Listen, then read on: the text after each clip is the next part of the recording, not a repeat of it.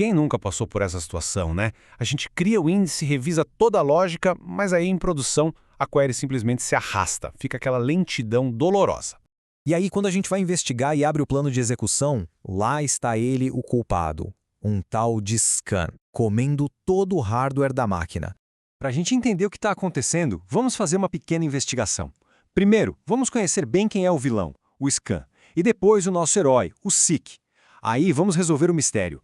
Por que o SQL Server às vezes escolhe o caminho mais lento? E para isso a gente vai investigar 3 culpados bem comuns: o volume de dados, a falta de um tal de searchability e, por fim, as estatísticas desatualizadas. Então vamos começar falando do vilão da nossa história de hoje, o scam. Pensa só. Imagina que você tem um livro de poesias com 1000 páginas, só que sem índice nenhum. Para encontrar um poema específico, o que você tem que fazer? Ler página por página. No mundo do SQL Server, esse comportamento é exatamente o que um scan faz. É uma abordagem de força bruta que, na maioria das vezes, acaba com a performance. E é bom saber que existem 2 tipos principais de scan. O primeiro é o table scan.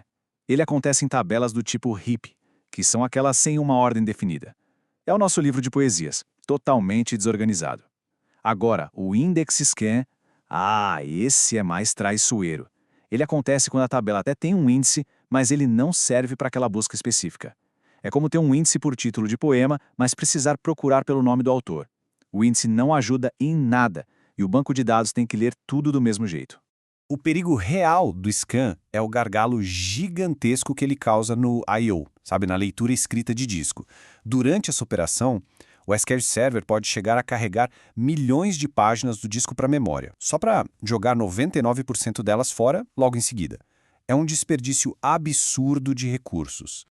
Mas calma, nem tudo está perdido. Agora vamos falar do herói dessa história, o seek. Agora, vamos voltar para o nosso livro de poesias. Imagina que ele tem um índice remissivo perfeito.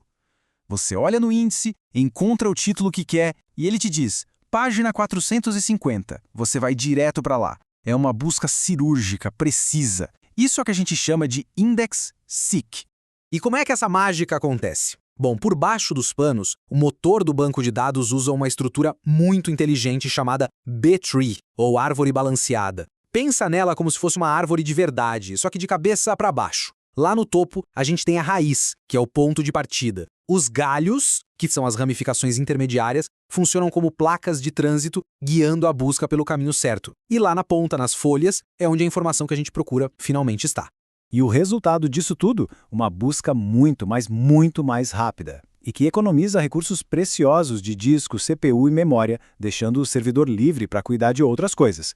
E o melhor de tudo é que isso funciona bem não importa se a tabela tem 1 milhão ou 100 milhões de linhas. Beleza, se o seek é tão mais eficiente, isso nos leva ao grande mistério da nossa história. A gente vai lá, cria um índice perfeito, pensado exatamente para um seek. E aí o SQL Server vai e escolhe um scan, o caminho mais pesado de força bruta. Por quê? Vamos começar a resolver esse mistério, então. Vamos investigar nosso primeiro culpado, o volume de dados. Para entender isso, vamos à analogia do elevador. Pensa bem, se você precisa entregar só 2 encomendas num prédio, o mais eficiente é pegar o elevador e ir direto nos apartamentos certos, certo? Isso seria o seek. Agora, se você tem que entregar encomendas em 90 apartamentos diferentes, talvez seja mais rápido começar no primeiro andar e ir subindo, de porta em porta. E isso seria o scan. É exatamente isso que o otimizador da SQL Server faz. Quando uma query vai retornar só uma pequena porcentagem dos dados da tabela, ele calcula que o custo de um seek é bem menor. E aí, claro, ele escolhe o caminho mais eficiente. Por outro lado, quando a consulta precisa trazer uma fatia grande dos dados, o custo de fazer várias viagens de elevador separadas começa a ficar maior do que o custo de uma única caminhada pela tabela inteira. A decisão do otimizador aqui é puramente matemática, baseada em custo. Mas nem sempre a culpa é do volume de dados, não.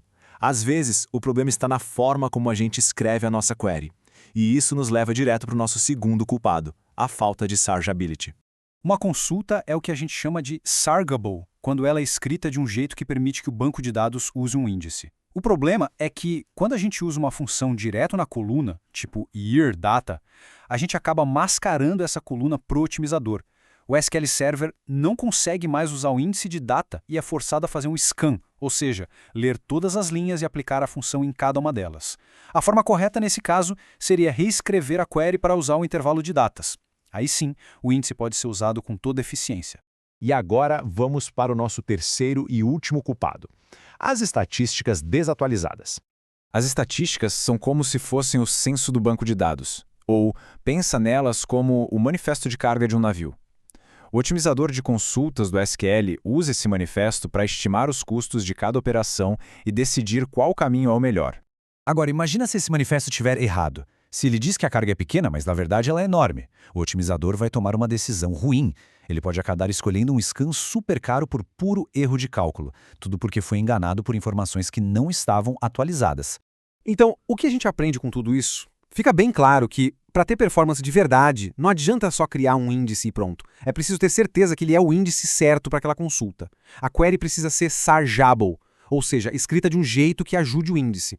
E, talvez o mais importante de tudo, as estatísticas precisam estar em dia para que o otimizador possa tomar a decisão correta.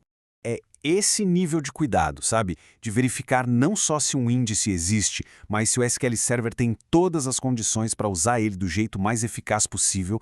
É isso que no final das contas faz um profissional se destacar de verdade. Gostou dessa análise? Se inscreve aí no canal, compartilha com os colegas e deixa um like.